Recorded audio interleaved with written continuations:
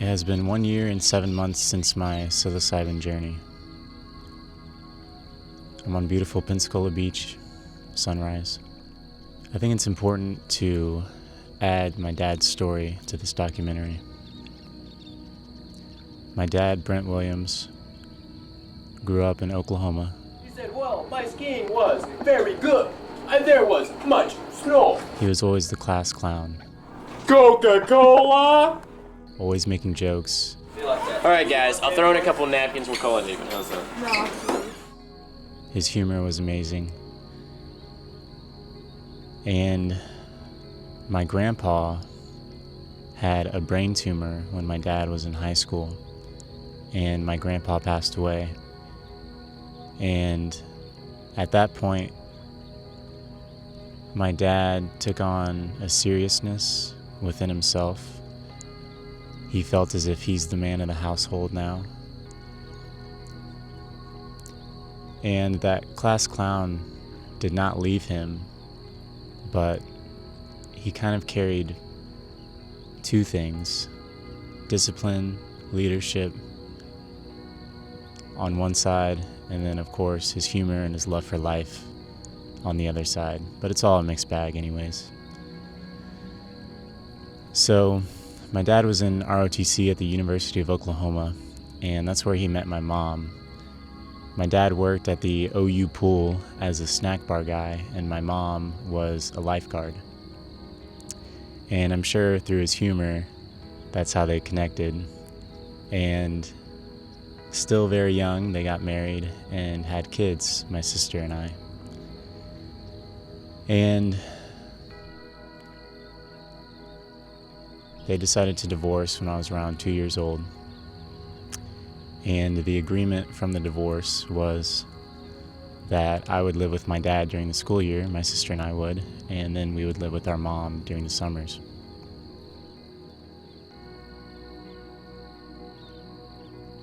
My dad and I had such a great bond together. We bonded over American football, but of course other things. And growing up, my dad would film my football games, and he would always be that extra coach that's on the field. I guess he'd be like he wasn't technically a coach, but that other parent on the field.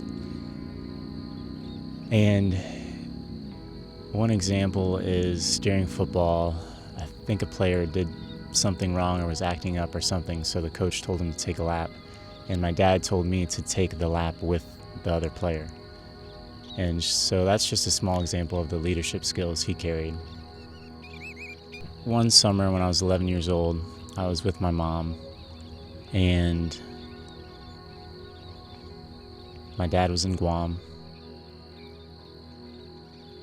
And my mom made my sister and I sleep over at a neighborhood friend that we didn't really know's house.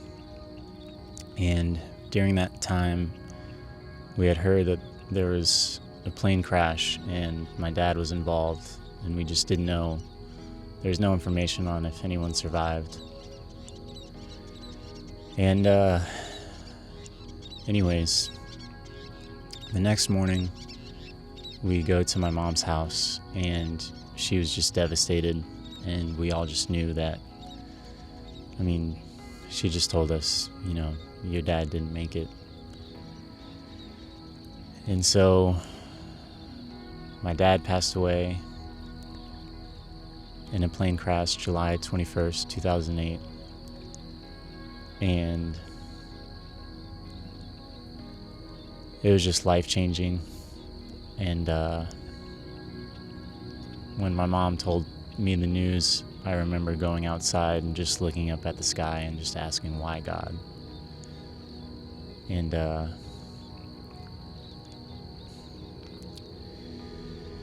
obviously my life changed, and I lived with my mom. And throughout the years, I've tried to just be in touch with my dad somehow. And I think that's part of my spiritual journey, is to try and tap into that or get some sense of that. And so I love my dad so much. And, I've tried many things to try and connect.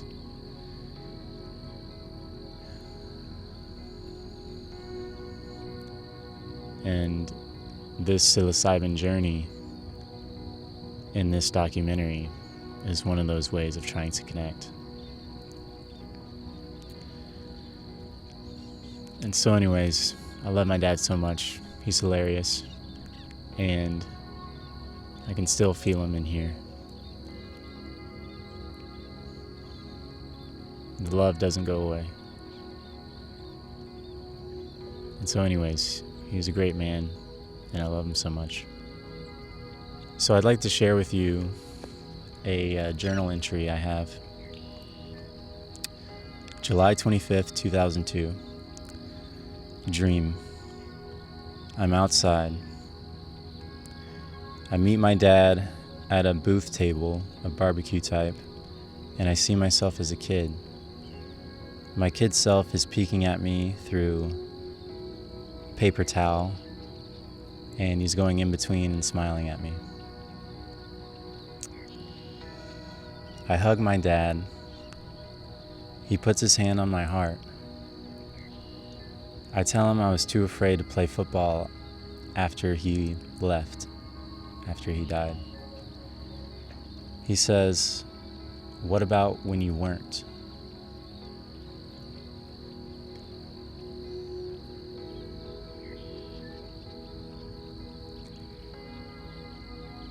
He mentioned to me he took his time creating a Beastie Boys playlist. And what's funny about that is I have a memory as a kid of my dad doing karaoke to Beastie Boys, and he killed it. And anyways, in this journal I write, I feel as if I went into my dad's world, where he had his friends, his family, and myself when I was a kid.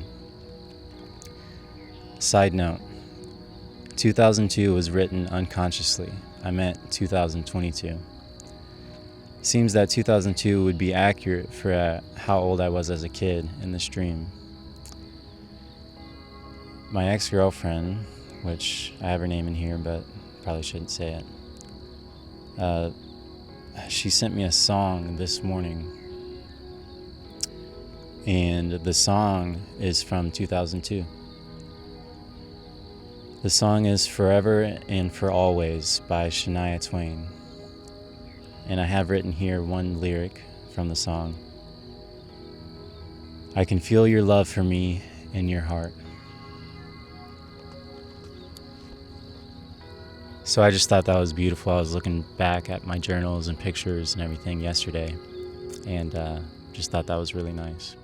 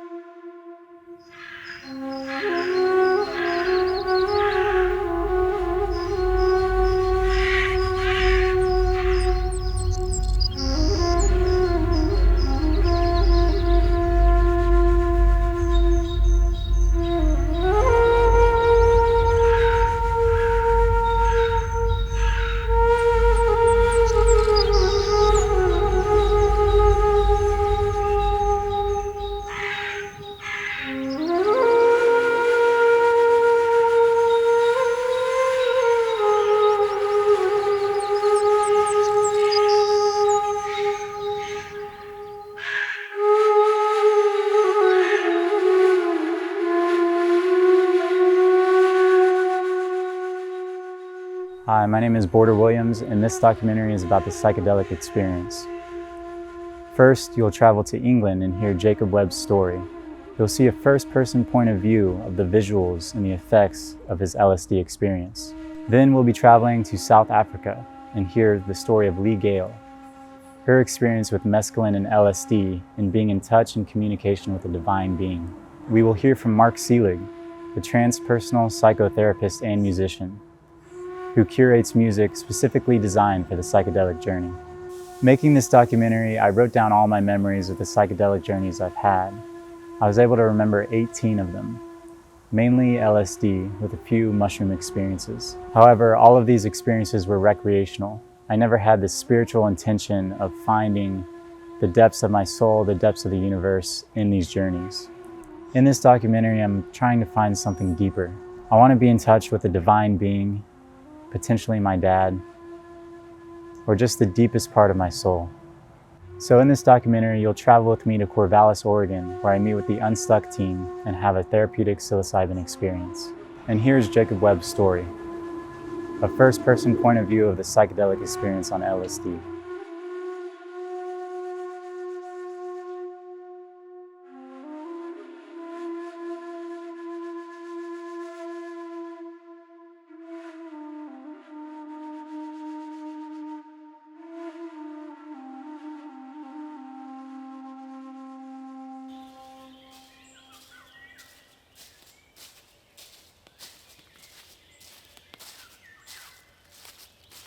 Hello, my name's Jacob, and this is my section of the documentary.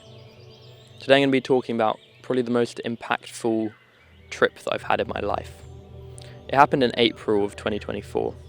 We took LSD in the Lake District, which is like a really nice part of England up north with like beautiful landscapes and hills and lakes. It was just such a lovely place to trip. I'm 18 years old at the moment, and I've been filmmaking since I was 10. I started off with a GoPro and kind of made about 50 films on average per year, so I just kind of progressed from there. I've recreated what I saw in the Lake District using computer software, and it takes about 8 hours per 30 seconds. So I've worked out that it takes about 120 hours of work just to create this 8-minute video. And I've included clips from this video in this section of the documentary, placed throughout. There's also photos from the actual trip that I've kind of placed in there while I talk. I did this as a voiceover so I could explain in detail what I was seeing and what I was feeling. I wouldn't have been able to do it just talking to the camera like this because there's so much that I wanted to say, which is why I thought I'd do this introduction segment so you can kind of see who I am and I can kind of explain my background. At the moment I work in the lighting department as a gaffer. My biggest project to date was about a month ago when I got hired to do a feature film. This was a really great experience and I learned a lot from it. It also built up my confidence in being a gaffer and communicating effectively and kind of leading a team. So this was a great experience. I run a channel called 901 Visuals on YouTube, which is where I do a lot of psychedelic themed imagery. I do a lot of kind of trippy visuals to music, kind of like abstract music videos. And I call them time capsules because they kind of capture a moment in my life in a way that nothing else really can. And then I also post acid POVs sometimes, which is how my channel grew so much, because one of my videos got 3.3 million views, which was completely unexpected, and now my channel has about 8,500 subscribers. And that's actually how this collaboration came about. That's the reason I'm in this documentary right now, because Border reached out to me through my YouTube channel, and now I have a segment in this documentary, which is great. I think you're really going to enjoy the visuals I put together. Psychedelics have been a huge part of my life, but I've never really spoken about it publicly. So this is my first time kind of telling a camera my experience. So it's going to be cool to share my experiences on camera for the first time. This trip had a great impact on my mental health and made me feel very in control of my mind. And it's because I was doing a lot of daily meditation leading up to this trip. So I was prepared going into it. And it felt like the ultimate test to how strong my mental state was. So I think you'll find this story very interesting. So without further ado, let's begin.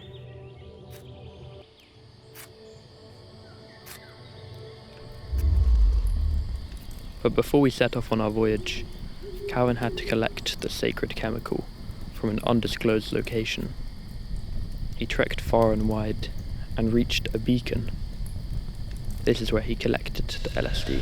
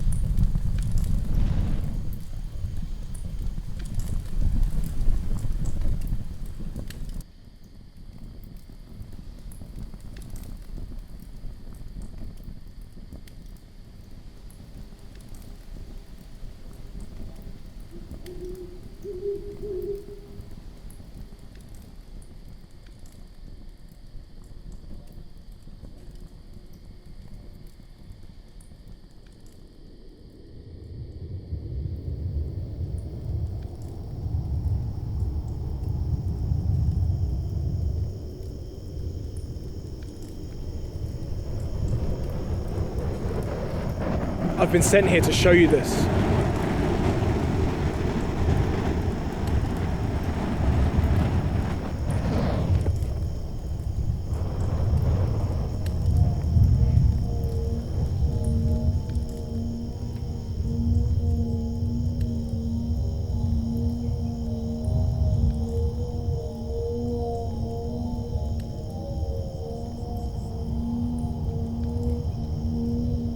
Take 3 and place them on your tongue. It's the beginning of your journey to the next realm.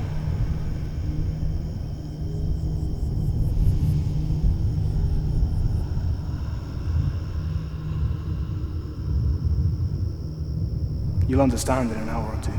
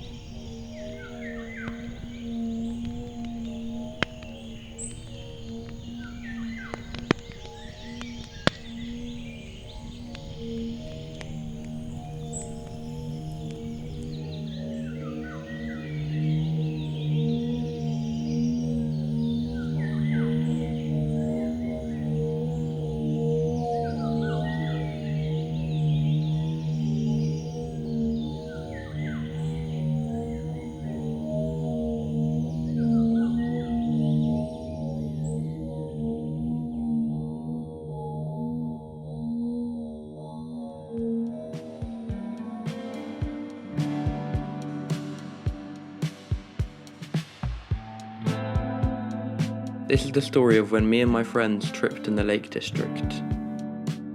So this all happened in April of 2024. When we arrived after a long day of travelling, we went on a little walk on the hills and explored a bit. It was a very vast and very open landscape, so it was so cool.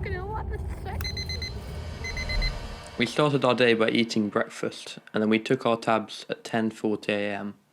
I decided to take a full tab, which was about 150 UG, but Lawrence and Calvin decided to take 1/3 of a tab each, which is about 50 UG or 60 UG.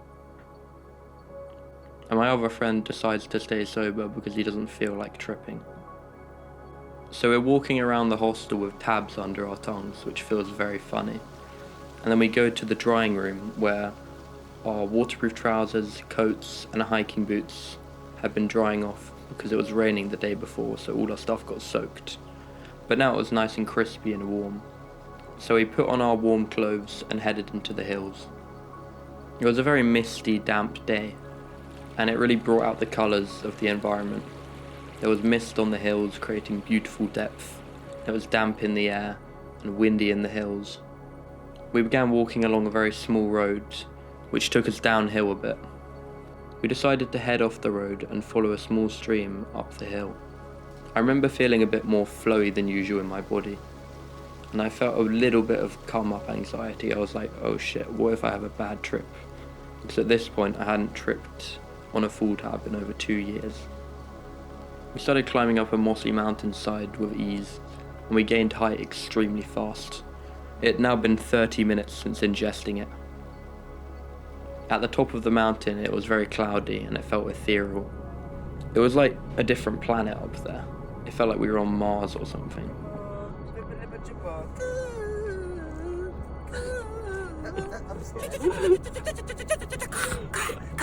And the feeling arises. Oh, is that fucking Mount Everest?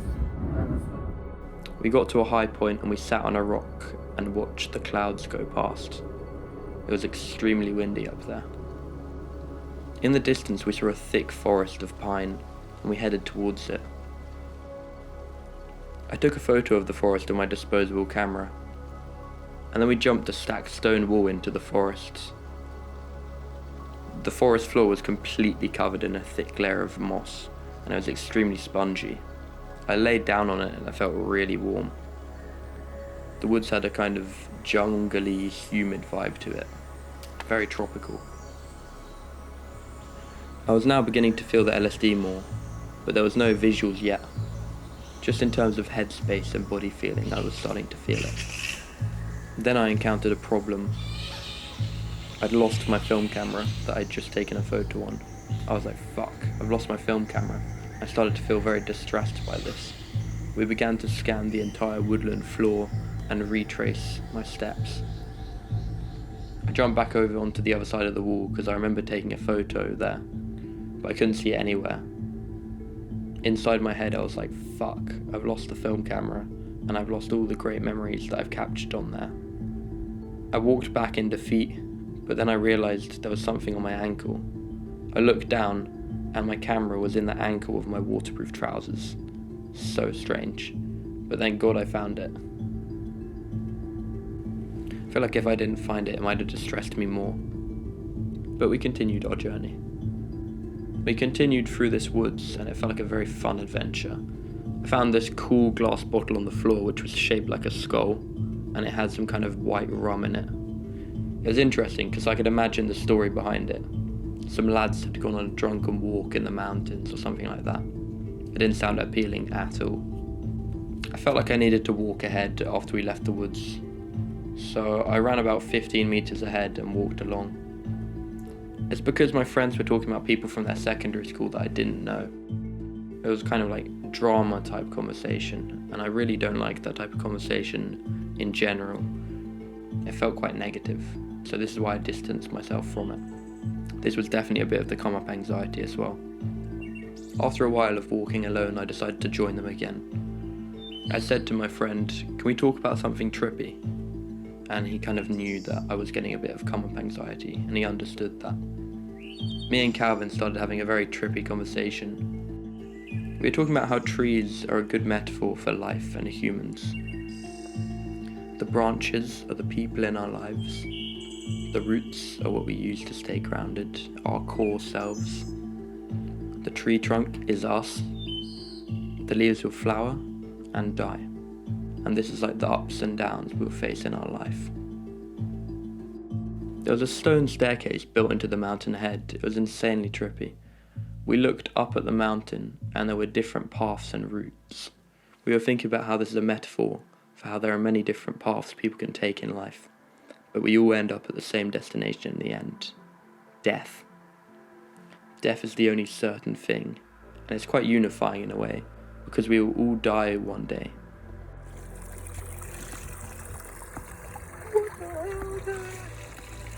The terrain had a lot of different textures. Just like how in life sometimes there'll be rough terrain, sharp rocks covering the floor, and sometimes there'll be a neatly built staircase to where we want to go. And sometimes it will be downhill, which is where we do not want to go. But we all get to the same destination.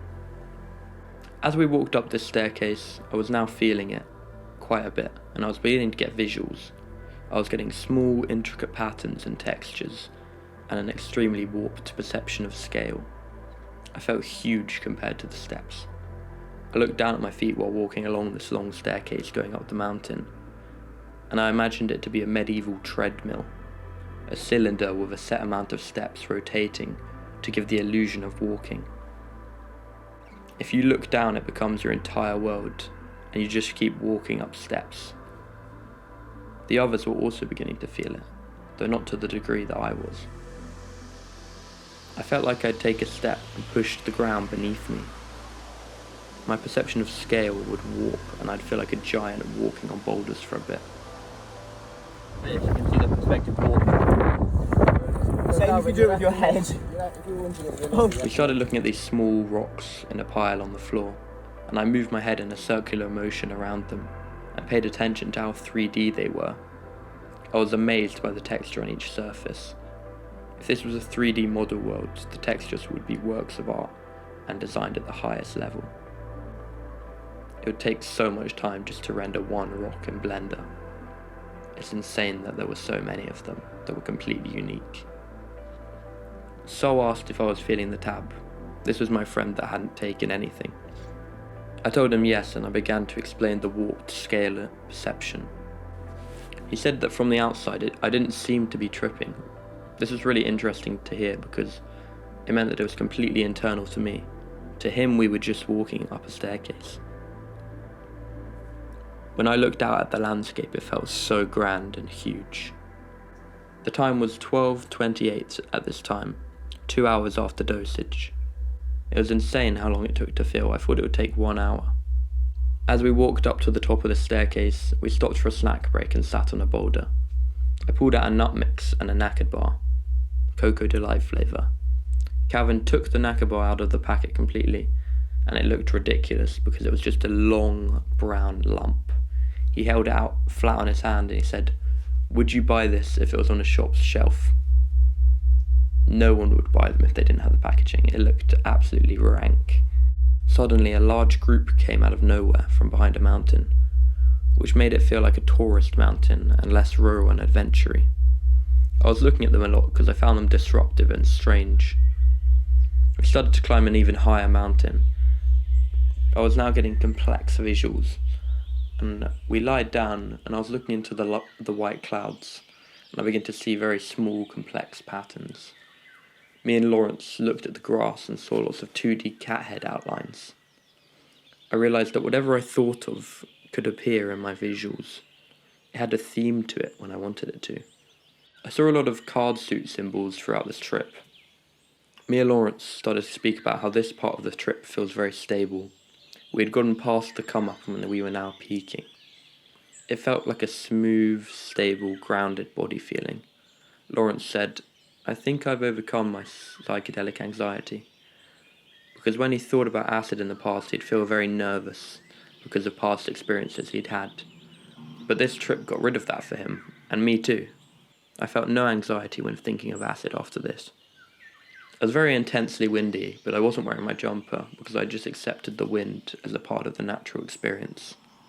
Sol was actually quite cold because he was sober, but the acid just made me embrace the wind completely and not even wear my jumper.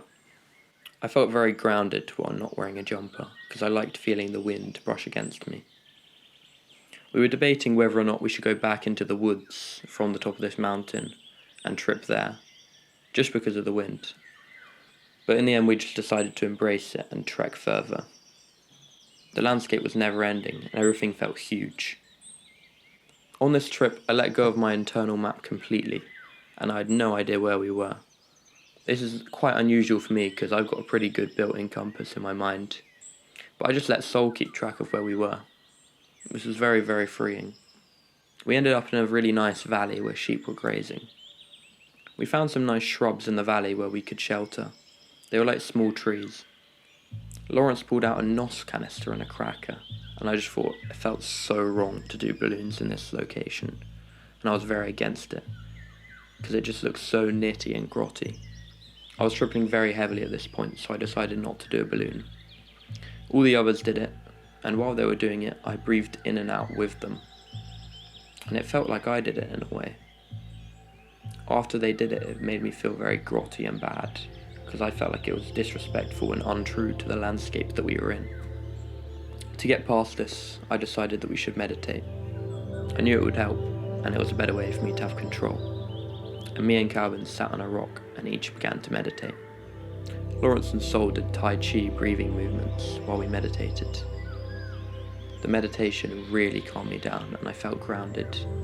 This was very meaningful to me because it felt like I had complete control of my mind because of all the meditation I'd done daily in life. This trip felt like the ultimate test to how strong my mental state and mind was. It was stronger than it had ever been before, and I was really happy with this. This trip felt very beneficial to my mental health. It was like the ultimate test. We reached a small amount of houses at the bottom of the hill. Me and Calvin were a bit hesitant to go near them because we didn't like interacting with society when tripping.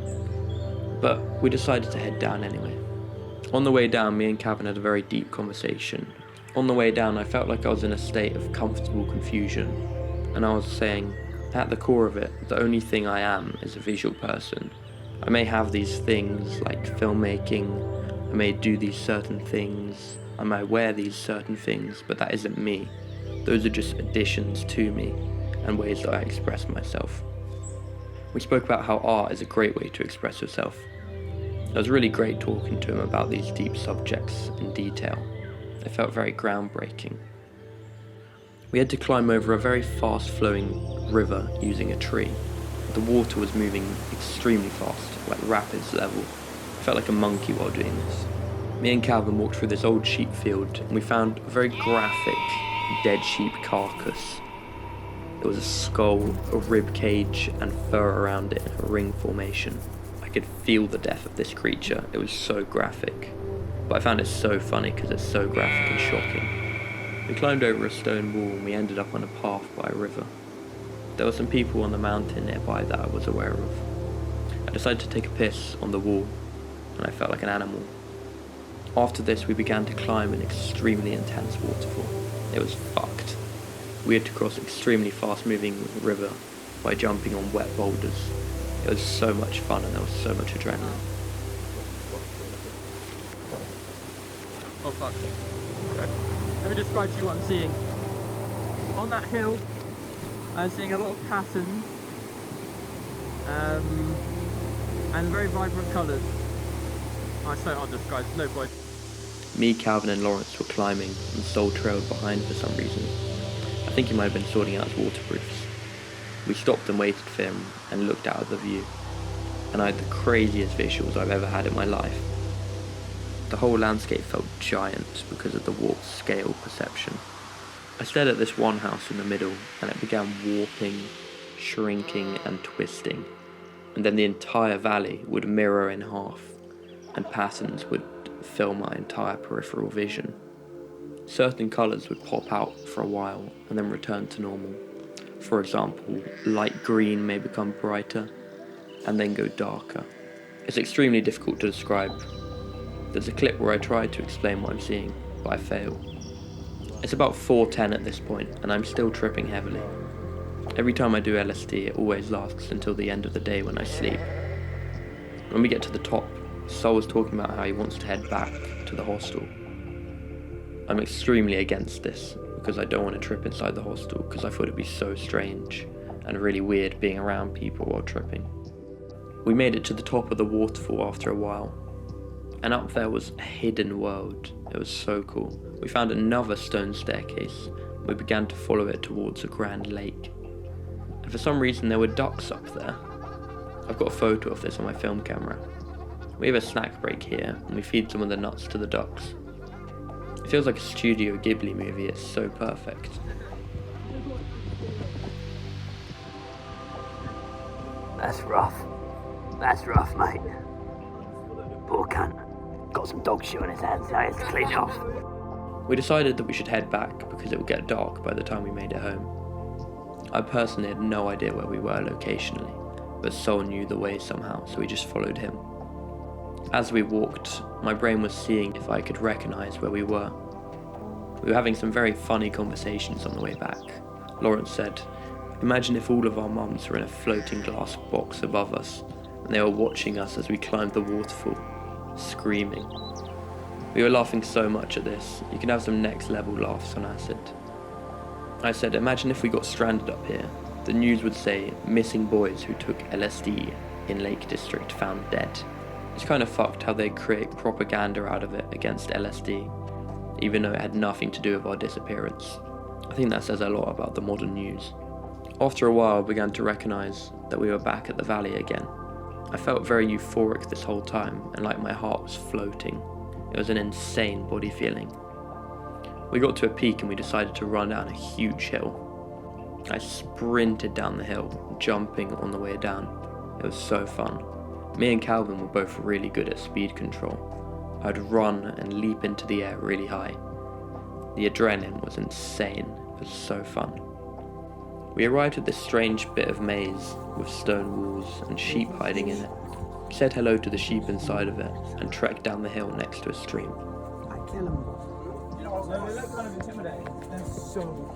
They're so cool. As we were walking down this, I felt very magical and it gave me medieval vibes. I remember feeling very grateful for everything in my life while walking down here. I was reflecting on my life, the people, my home, my family, my skills, my achievements. It felt like I was doing loving kindness meditation. I was in a state of bliss and contentness. It felt extremely healthy for my mind.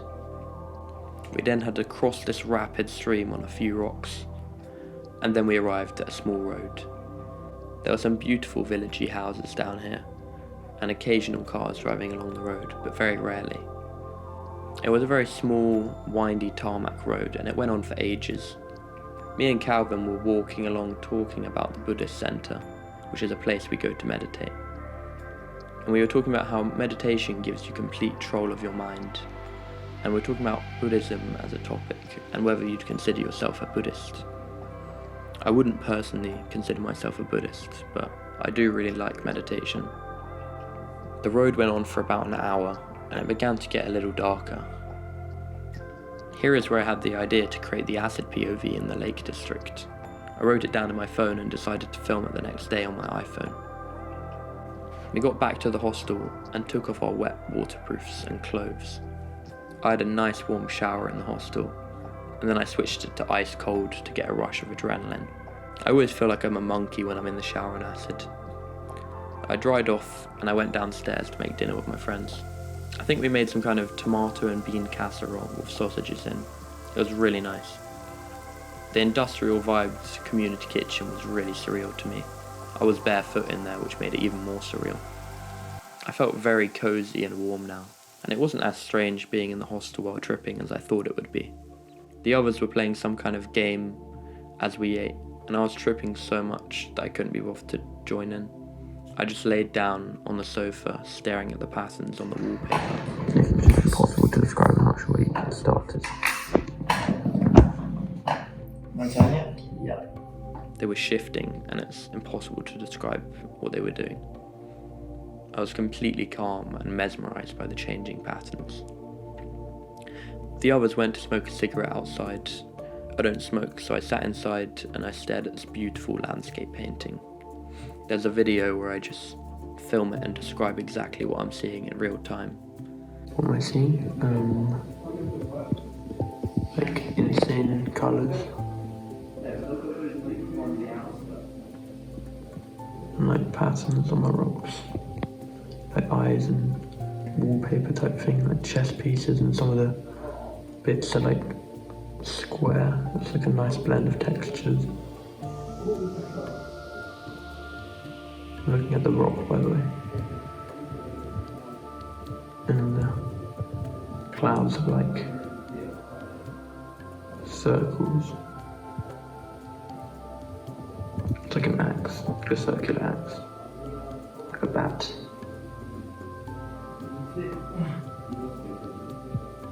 Nuclear sign.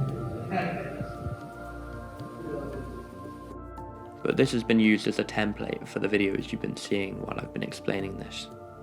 I was seeing a lot of card suit patterns and very tribal patterns and a lot of shifting colours and stuff like that. I laid on the sofa and Lawrence lifted the end with my feet on until I was laying vertically on the sofa. It was so amazing. He then lifted it back down slowly, which was nuts. It was also very surreal to be lying on a vertical sofa in the lobby of a hostel while tripping on acid. I got a deck of playing cards and I began surrounding myself with the cards on the sofa. I just really liked the patterns and I was obsessed with patterns in general. It was now 1:30 a.m. Because it was late, we decided to all go to bed. We were sharing the room with an old man and two 20-year-olds, so we had to tiptoe in quietly.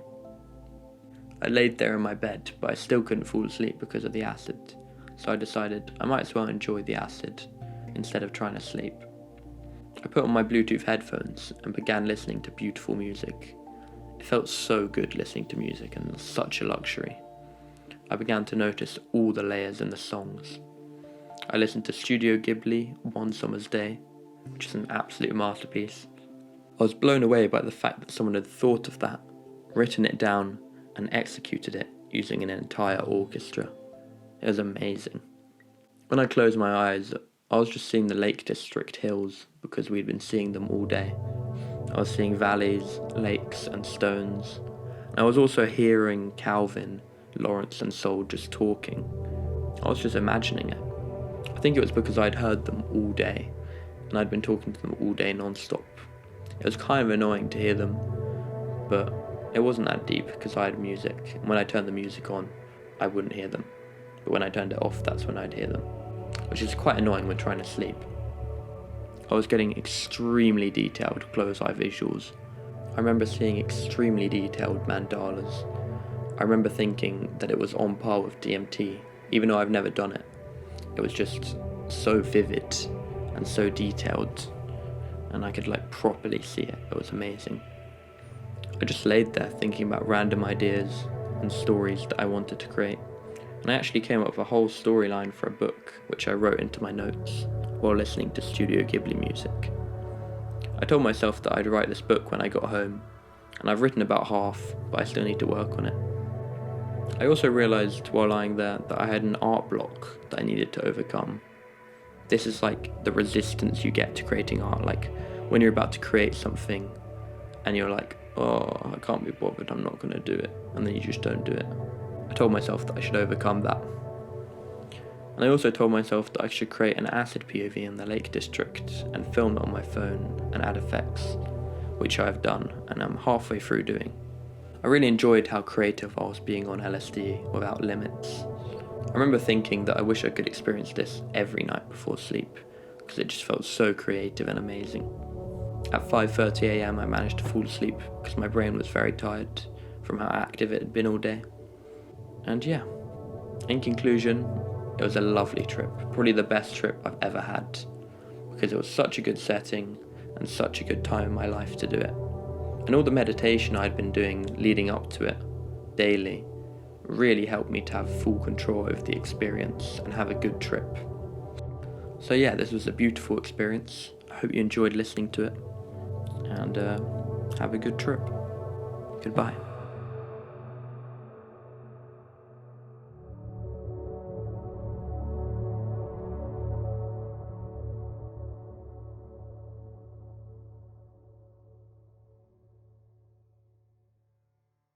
I hope you enjoyed Jacob's story. Now let's go to South Africa and hear Lee Gayle's story, one which I'm sure you'll enjoy.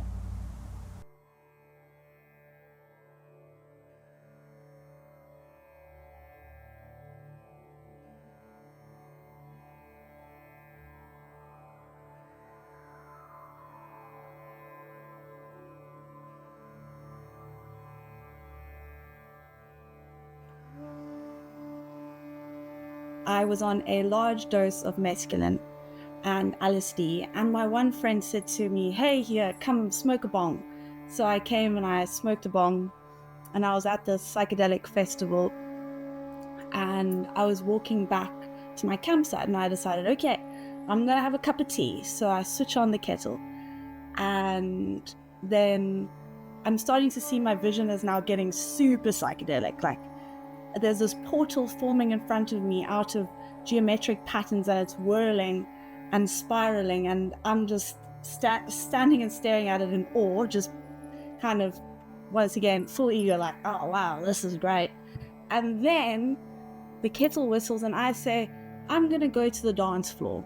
All of a sudden, my entire reality, everyone around me becomes avatars of the experience.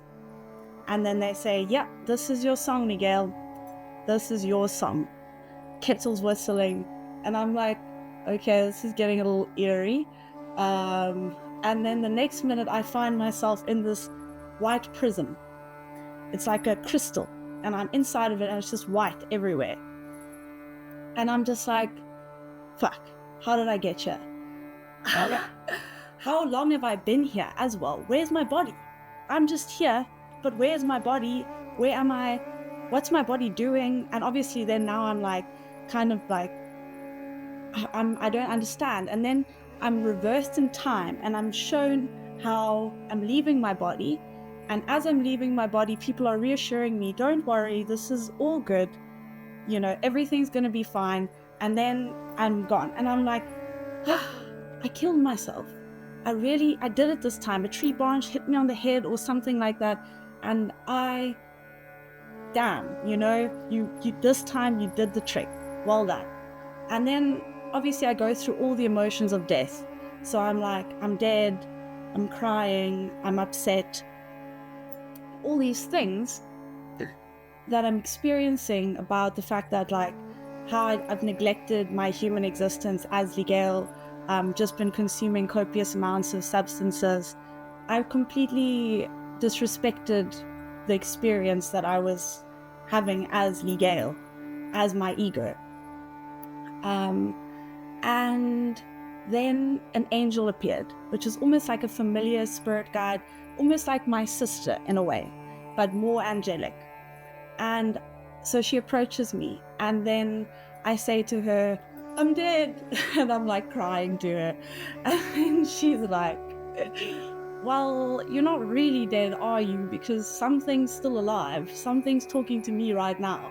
And then I was like, yes, you're right. I'm not dead. I'm actually still alive. Like, something's still alive. I don't know what is still alive. Like, maybe whatever was is not anymore, but something is still here. So I was like, okay, cool. That makes me feel a little bit better. Thank you. And then she was like, do you know what you are? And then I was like, no, I don't know, actually.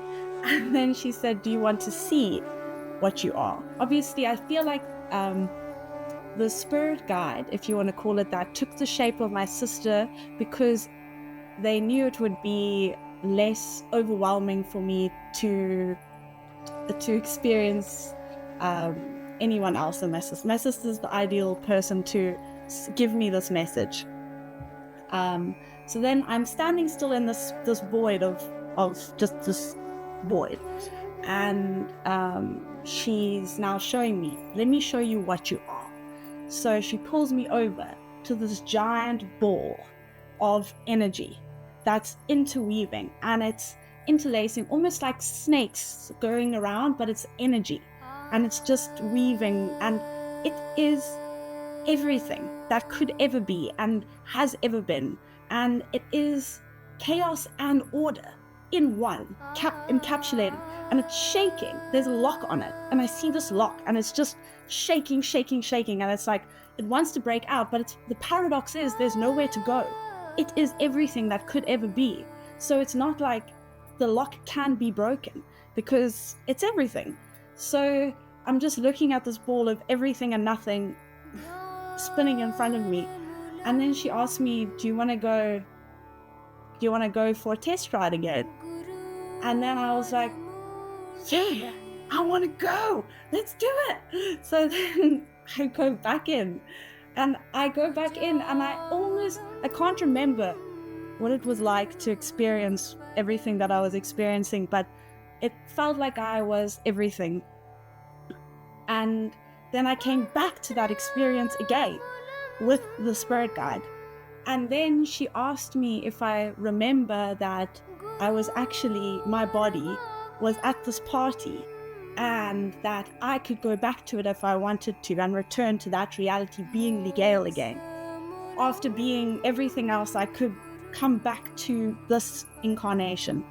And I just was so happy to come back to being me. I was overjoyed to be Lee Gayle again, because I understood in that moment that this was one Lee Gayle. This is one Lee Gayle, that my ego, it's essentially that when you choose to partake, that's when you put on the mask. That's when you wear the human suit of Lee Gayle. And I only get this experience through this one lens. And here's my shot. So I jumped back into Lee Gayle, and the puzzle pieces of my reality slowly started shifting back again. But they were kind of putting the wrong pieces in it was humorously shifting back. And then everybody was welcoming me back to my reality again. People walking down the street that I'd never even seen before, everyone was waving at me saying, welcome back, come back, come back. And then I come back into my body, and all of a sudden, I have a bunch of worried friends around me, worrying, what the hell is going on with you? Are you okay? And I just said, I'm back. And then I enjoyed the rest of my party, actually. I had an excellent time, and this time I felt more embodied. But what happened after that experience was actually a severe depression, because then I felt like I am everything, so what's the point of anything? You know, I felt very lonely and sad because I felt like I was the only one, essentially. But over time, that I realized that that was actually the birth of a true spiritual awakening, which actually is still unfolding because it's an eternal journey.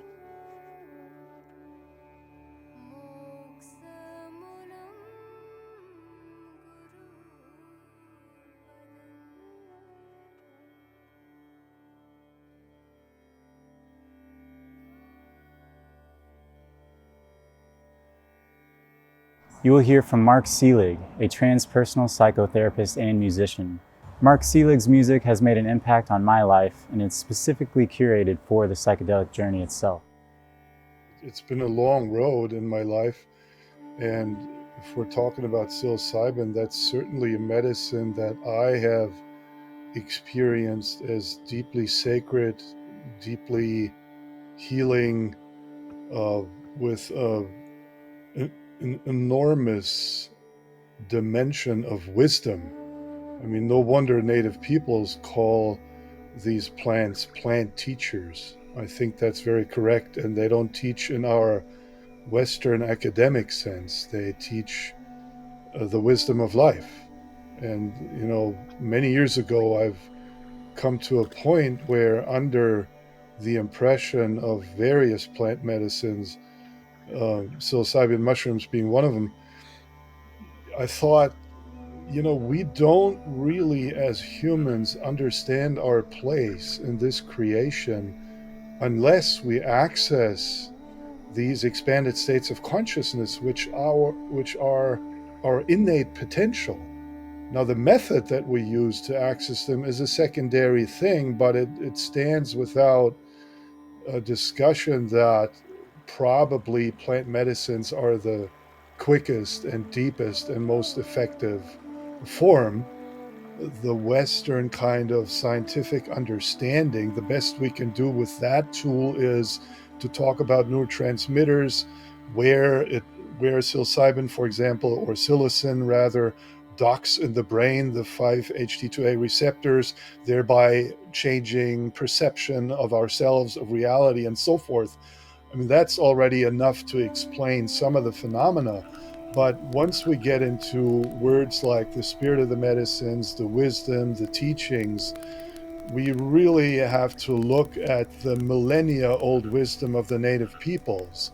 And only then are we able to really more intuit than rationally understand what these medicines really do, and that they do have a spirit. So in a sense, our Western rational understanding is the wrong tool to some degree. It's almost as if we would try to eat soup with a fork. Yeah, you can't blame the fork. Yeah, we have to blame ourselves because we're not using the right tool. And so native traditions and indigenous peoples have kept this wisdom sacred for millennia. And for them, it's really clear these medicines have a spirit that connects with us humans in a very individual way and has very individual, in a sense, custom-tailored messages or teachings that they want to impart to us. And if we take the mushrooms, I mean, an interesting phenomenon is the actual mushroom, as we all know, is underneath the forest floor. It's the mycelium. and it's a pathway that looks much like the human brain, with the only exception that it's flat in the forest and it's round with us humans. But there's messenger molecules floating around. They are known to communicate with other plants. They are known, especially in the Pacific Northwest with the redwood forests, to sort out certain plants that are welcome and sort of, chase out others and so forth. And so to think of that forest floor brain having a molecule that is almost identical to one of the main neurotransmitters, serotonin, in our brains, and to then, communicate with that wisdom of the forest by way of ingesting those molecules, that is one of the huge mysteries of humanity, and there's certainly some wisdom to be had. That's about as close as we can get with our Western rational understanding to explain these phenomena. What we see with people is there's no judgment passed on any use of these things, whether it's recreational or therapeutic or spiritual. But what we have definitely seen over the years, or I can say decades now, is that the majority of people do realize that the deepest wisdom lies in the spiritual approach. So if people go to a concert and use a psychedelic, it's a whole lot of fun most of the time. And if they use psilocybin, it can really be quite an experience, LSD, MDMA, whatever the case may be. Some of them, they get very scared all of a sudden if they took too much of the mushroom or so. But for the majority of people, it's a fun experience. No judgment passed. That's been used like that for millennia also. However, if those folks ever then take a guided journey with the intention of exploring the inner dimensions, the majority of them come out and say, oh, okay, this is a totally different deal here. And so they frequently confirm what I've personally always felt, and many of my friends and colleagues feel, that the full potential of these medicines only gets revealed if they are utilized in a sacred container like a ritual format. So a lot of the music is not that we created, I myself in the solo projects, or the major portion of the music in collaboration with my dear friend Byron Metcalf, the famous percussionist, and then some with Steve Roach and Lauren Norell and other people. So quite a bit of it was created not only under the impression of my own journeying or our journeying, but in my case, under the direct influence of a medicine, which is a really interesting experiment to do. So some of the recording, for example, on this album, Huachuma's Wave, Huachuma being the native name of the San Pedro cactus, which contains mescaline, was done while I had ingested the cactus and was under the influence of the mescaline. A really interesting experience. And so this musical journey is deeply, deeply inspired and guided by the medicine experiences, and even sort of almost brought into my life by way of the plant medicine saying, you go and do this. And I'm more like, hey, I have to practice the instrument more. I'm not good enough on it. And the medicine spirit's just laughing and saying, forget it. It's not about technology. It's about you bringing joy to it, and it'll come back to you. So, I mean, it's a whole nother story. And so in terms of the music, there are people who are not that deeply receptive to it. It kind of plays while they journey, and they don't mind, but it doesn't really touch them. And then there's many, many other people, certainly myself, sounds like you're one of them, where music is incredibly powerful in a journey. And so knowing that, we've tried to create music that would support particular medicines. So for example, the more devotional Indian raga kind of music, meditative music that my solo albums bring.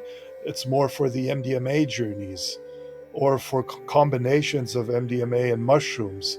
The more tribal music that Byron and I created together is more for the plant journeys, ayahuasca, mescaline, mushrooms. And the whole intention basically is not to directly influence the journey, but to create the music in a way where it supports certain experiential dimensions and spaces that are known to arise during these journeys. And so when we work with people or when we journey ourselves, we choose music that fits the current experience, the pattern, or rather content that I'm going through in my own journey, to enhance and support that, but not influence it in a certain direction. That, of course, is very idealistic, because many times in my own journeying, I've experienced that the music would take me somewhere. But I always saw that as, okay, it's collaborating with the plant spirit. Let me just follow where it wants to go. And it's always been a very ecstatic and powerful influence that I always want to have in my own journeying and in the journeys that we do with people, mainly on ayahuasca, on high dose ayahuasca sessions, where really the music dissolved, and it was certainly there, it was audible, but it became colors, or it became a different universe that I was traveling through, or it became an animal that took me for a ride, or I became the animal that floated along with the music, and I wouldn't be able to identify this as music anymore, but it became a vehicle, a magic carpet of some sort. So especially with ayahuasca, but also with the mushrooms, it happened many times that I wouldn't, it wouldn't be appropriate anymore to describe it as I'm listening to music or I'm hearing the music. I kind of lost sense of that, right? And it became, it's really difficult to explain that in words, but people do experience that very often. Yeah, preparing for a journey, it's really good to clarify our intentions. Why am I doing this? Yeah. And curiosity is one of the most beautiful aspects of being human. So that's definitely a valid intention. Just simply saying, oh, let me just be open to whatever this experience is going to be. That's just as valid as an intention as something very concrete. If you allow me, I would like to look at this phase in my childhood, or I would like to look at my communication in my relationship, whatever the case may be. And then what they will answer in some kind of way, maybe symbolically so that I'm in the journey and I'm realizing, no, this is not what I was asking for. This doesn't make any sense to me. But I make an effort to just trust. And then the next day, it all makes sense with good integration, right? So the preparation in terms of really being open, reminding ourselves that this has been done safely for millennia, that there's a lot of wisdom to be had, and then it's really about giving up my sense of what Alan Watts called the encapsulated ego, and being as open as I possibly can, and using meditation, using gentle breathing, all of those methods to then enter the journey, obviously with an empty stomach and a Zen beginner's mind, whether it's the first journey or journey number 1017, it doesn't matter, right? And so as a general kind of, coming full circle thought, we can never forget that we can only partake of this because the native traditions have overcome what we have done to them, our forefathers and the foremothers, mainly forefathers, unfortunately. And so we are really well advised, and to my mind, as crazy as that sounds, the medicine spirits do listen to that. They do listen to us, whether we have thoughts, feelings, intuitions, and awareness around this. We're well advised to always respect that, to honor that, and to not let our minds get in the way. Yeah, and the mind at best is supposed to ride shotgun in this ride. Yeah, and spirit and the wisdom of the plants is in the driver's seat. And one of the sayings we have that we always share with people is to never step in front of the medicine. What that means is I may be as educated or as qualified or as experienced as I think in my head that I can be.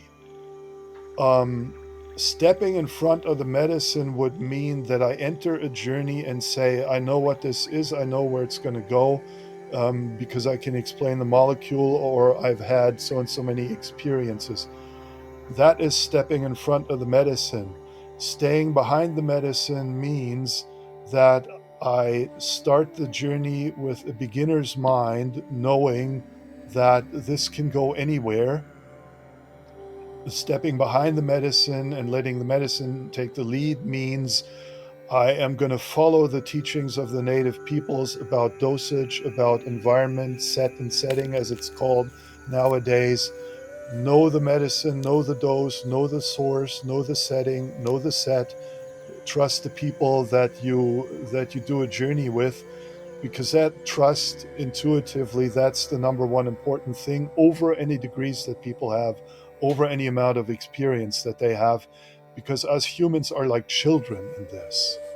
We come to these medicine spirits and they are like parents teaching us about what it means to be human and coming back to a natural alignment with this cosmos and this life on this planet. After hearing from Mark, I feel very grounded and prepared and ready for this psilocybin experience.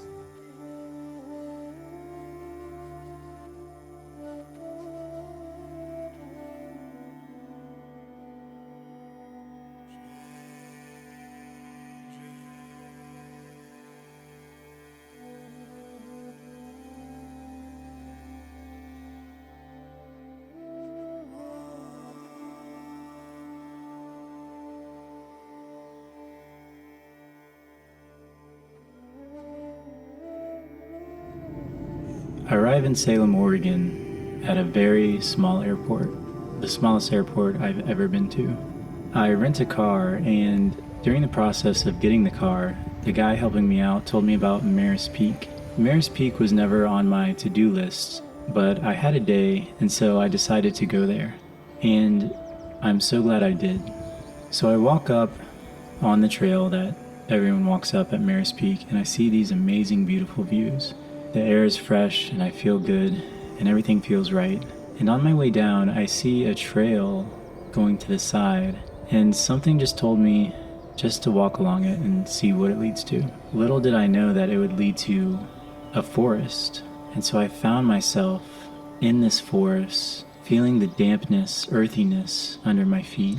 The air was like nothing I've ever breathed in before.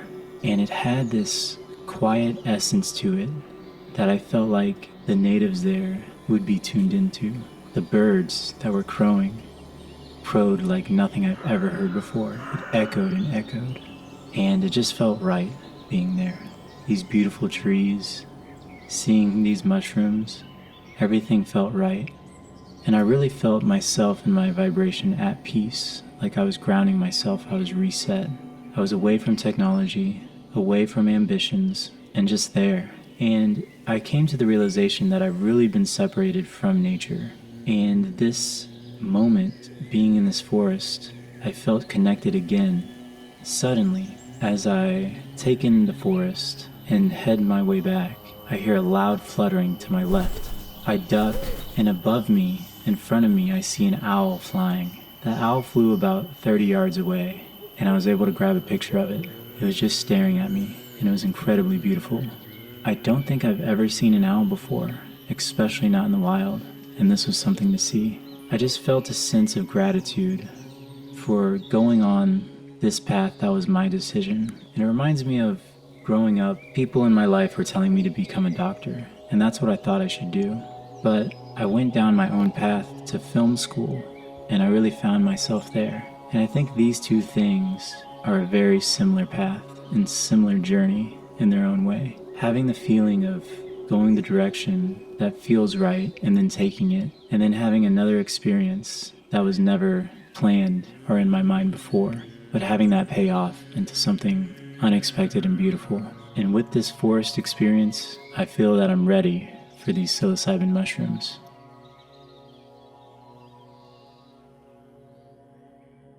Finally, it's time to meet with the Unstuck team, Jessica and Heather, as I prepare for my psilocybin experience. You know, that's another thing about my journey is it did give me more of a sense of spirituality. So I grew up Catholic, but completely abandoned that and had a completely, I don't know if it was atheist or just, agnostic way of thinking. But yeah, I lost all sense of touch with religion and spirituality until my mushroom journey and reconnected. And I know there is something tying everything together. What that is, I don't know, but there's something. A really, really profound thing that happened with one client was she had been suffering from migraines her whole life. She can't go a week without having an intense migraine. She did a psilocybin journey. She ended up having a pretty severe migraine that evening, but we're 4 months later now, has not had a single one since. And this was debilitating for her. And so for her to get her life back was huge after one journey on psilocybin. So the possibilities of this are kind of endless, and it's kind of very exciting to be in the foreground of it. Another example is there was a client with severe OCD. She had done intensive therapy before, which really did help her, but that was 3 months in an intensive inpatient program to get to where she got in 1 day with psilocybin. Took her 3 months in an intensive program. And so, I'd say don't discount this for any reason. And I'd say that if you are suffering from these things and there is a single treatment you can do to make things a lot better for yourself, come do it. Take the leap for sure. I think sometimes psilocybin gives you the experience or healing that you need, not what you want. And one of my more recent journeys, I had an experience where I was talking to a friend who had committed suicide 6 years ago. And it wasn't a dream. It wasn't like I was hallucinating. It was like he was there with me. And I started to cry, and I said, Corey, I'm so sorry.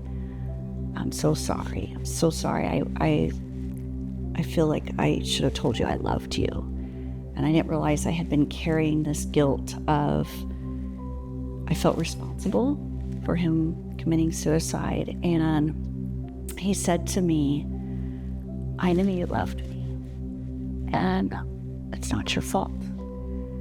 And I just a huge weight off of me, and I just cried and was like, it's okay.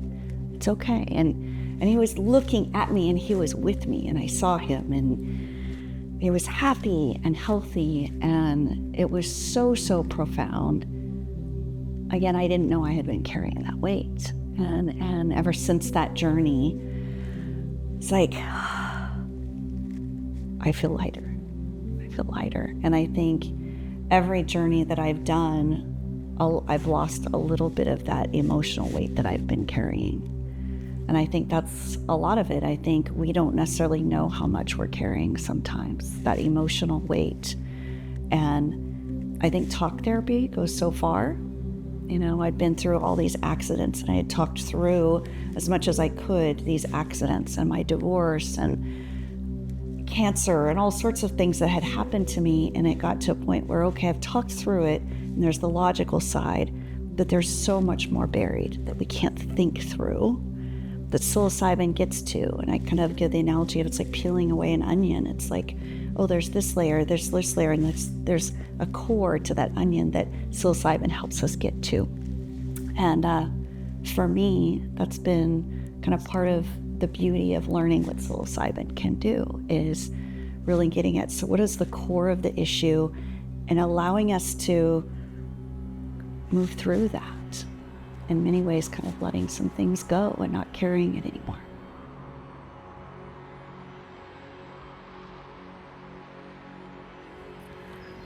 I woke up to a cloudy, overcast day.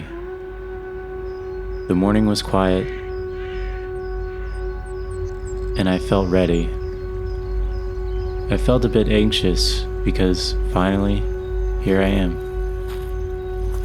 What am I going to experience? I guess I'll soon find out.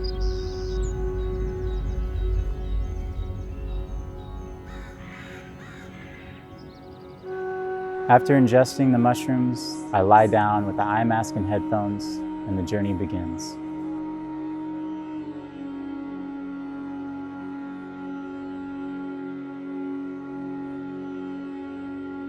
Why are we so fortunate to have the sun's warmth? The warmth is a radiation of love holding me, protecting me. I am held. I am loved. This warmth is in me. It flows through me. Why am I so blessed to experience this warmth? I am still. I am radiating. My heart, my body, incredibly warm. Is this the sun's warmth? Is it the universe's love? Is it my love? Is it my connection? I am floating and secure. There is nowhere to go. There is nowhere I want to go. I am simply here. The man who taught me life lessons. The man who held me when I was young. Can you see me? Can you hear me? Where are you now? Are you here with me? Have you always been with me? Your humor lasts forever. I can feel your energy. I am smiling. I am nodding. You are loved. I am loved. I travel on this airy sky. I am on a floating continuum. A continuum you taught me. The truth. The right choice. Doing the right thing is a frequency. It is here. It feels good.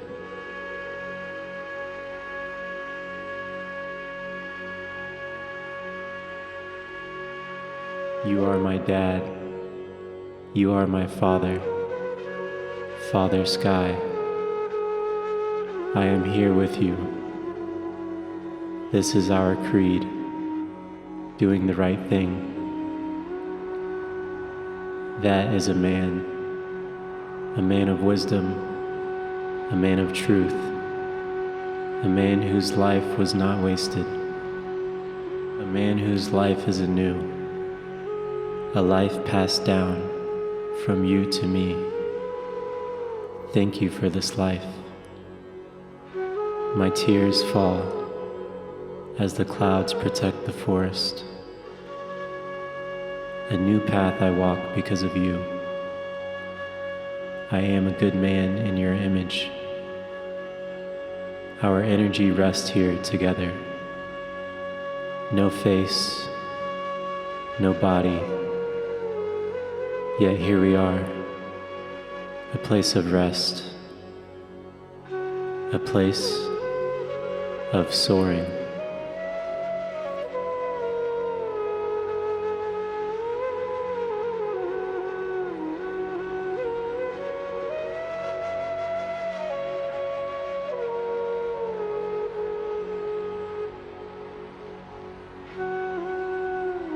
The troubles of the world slip away.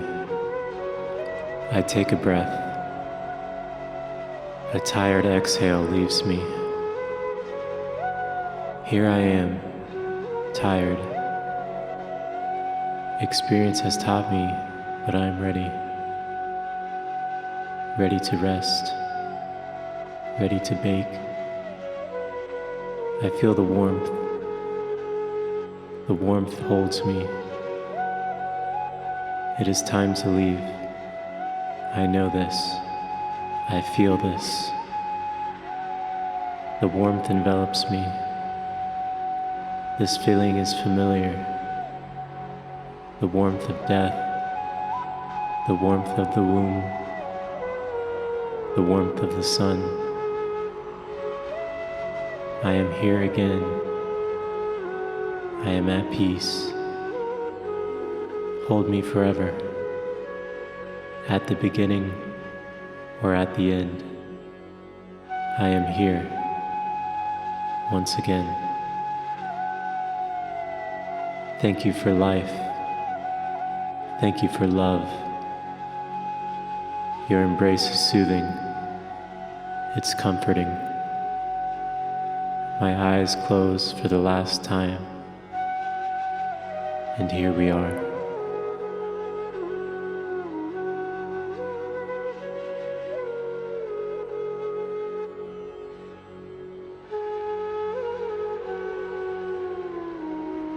Here I have a journal from my psilocybin experience. And Jessica wrote in this journal as I was doing the experience. So these are quotes from myself speaking out loud during the experience.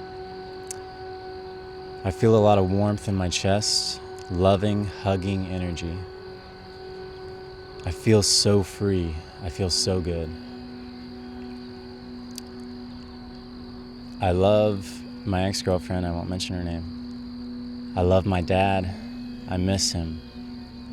Richard is cool. I feel so good. Earth is good. Seeing is so nice. Just so comfortable. Beautiful in all the best words. It's so nice. Insects are cool. Laughter is cool. Just feels so good. Lullaby. Breath is cool.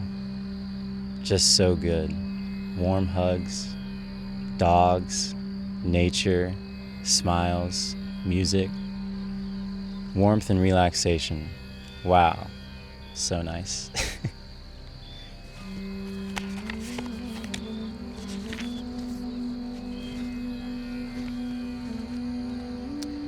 Breath is so cool. What is reality? I guess in the moment. And so now that's the end of the quotes, but there's some more notes here. Part of it was Aztec visuals were constant spiraling. Felt like I was in an egg. Not sure where I went, but I definitely felt good in my body. Shantis and ohms, very resonant. Thought of girlfriend a lot of dad. The masculine voice was dad, switched between masculine and feminine. Thought of turtles a lot, lost a sense of self. A motherly energy at one point within a womb, a lot of echoes and felt a part of nature. Taz visuals, if you know, you know. Breath was cool and felt body a lot, like I got down to the microcosm. Felt the sun's warmth, loving energy. Lost sense of self at some point, some moments of not in control but not fear. Lots of warmth, loving energy. Thought of wood a lot, seeds, hearing the cracks of trees. A lot of appreciation for my girlfriend at the time.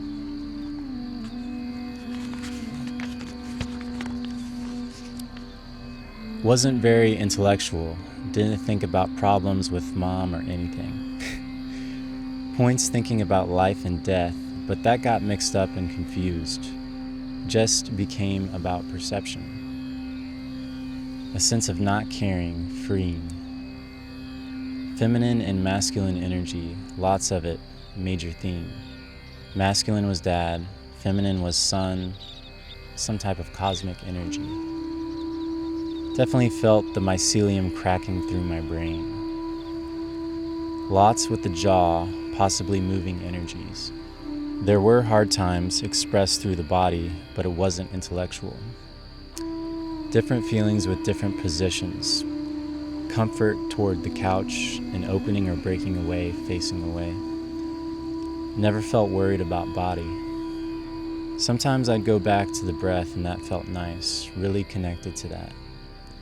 A lot of energy with the jaw and mouth. Really connected to sound energies, echoes, crunching, popping, cracking. A sense of free feeling, wasn't attached to anything. Dancing with the music at some point. A lot of instances where I was trying to get back in touch with reality and remembering to stay hydrated.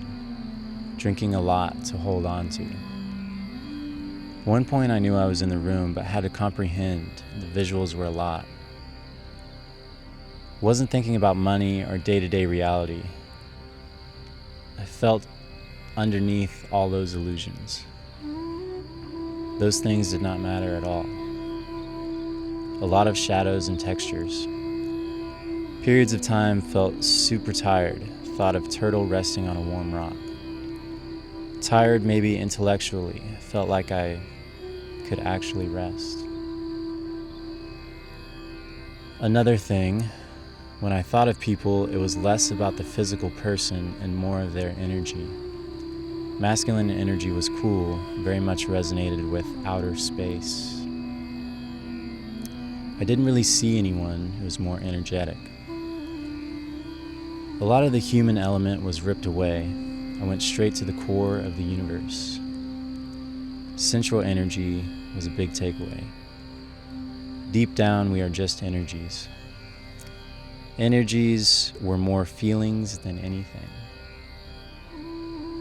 Dad, thoughts of him, very positive. Definitely felt the earth energies. Mushrooms gave me a sense of true self.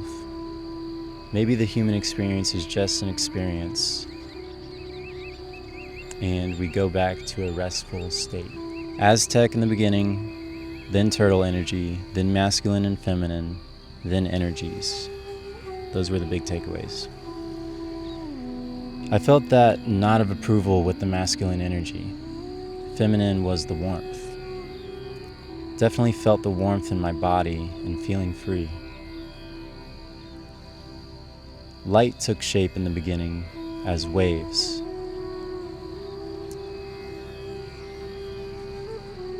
They would blend with the music. Geometry and Aztec went hand in hand. I couldn't say if it was ego death necessarily. Never had that energy feeling before though. Hoping to be in direct contact with Dad, but definitely tapped into energies. And maybe that's what that was. I felt the Indian head bob energy. I connected to the dancing and movement.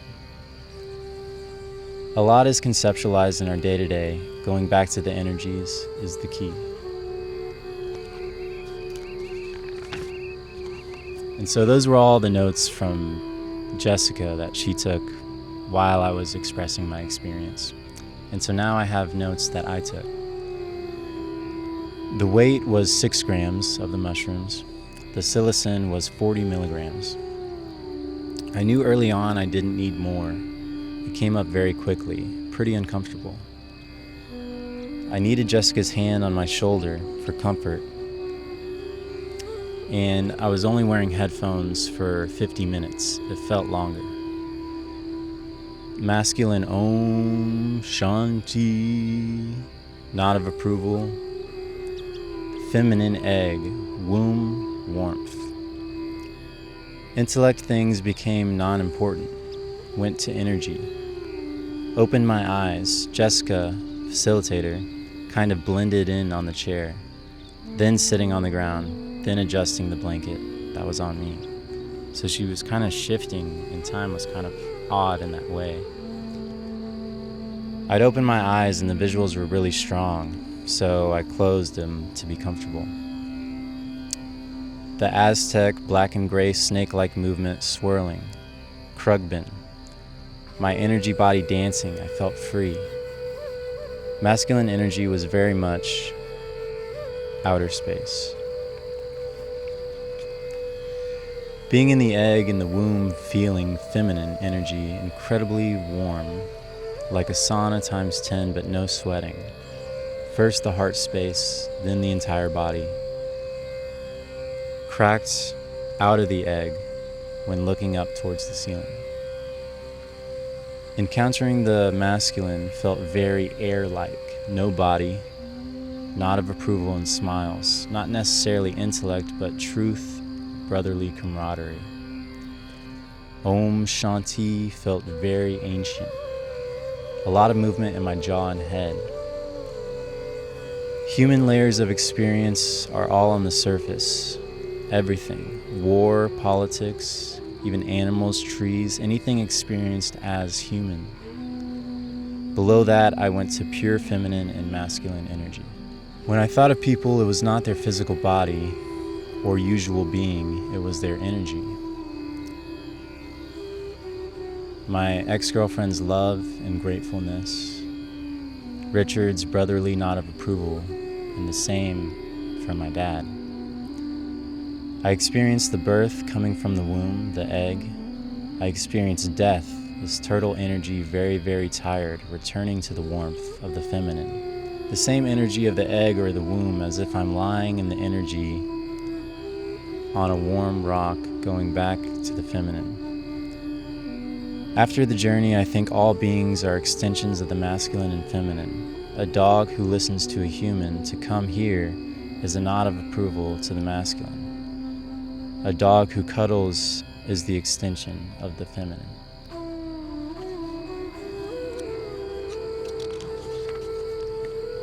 And that's the journal. So it's been a year and 7 months since my experience, and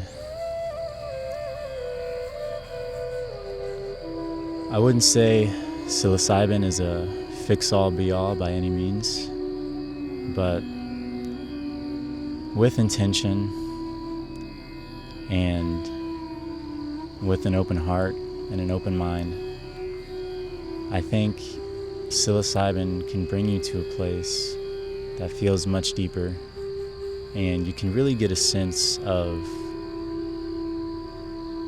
whatever those energies are. And as I said in the journal, it's not intellect, it's nothing that you can really rationalize in your mind or put words to it, but it's just a feeling, and this feeling was so strong and so beautiful. And I think if we carry that in our day-to-day reality, or try and connect to that however you can, I think nature, breath, meditation, all those things. And I just think it makes the human experience better. And to me, there's not so much fear regarding the other things. Death, war. Life is really beautiful. And you can really feel deep things and be connected to something that maybe is larger than yourself, maybe is part of yourself. Again, intellectually, those are just words, but right here is where you can feel it. So I really hope you enjoyed the documentary, and I hope that if you do decide to do something like this, of course, do it in the best of ways. Have someone there with you that you trust, the right set and setting, the right mindset, the right environment, and just be open and see what it shows you.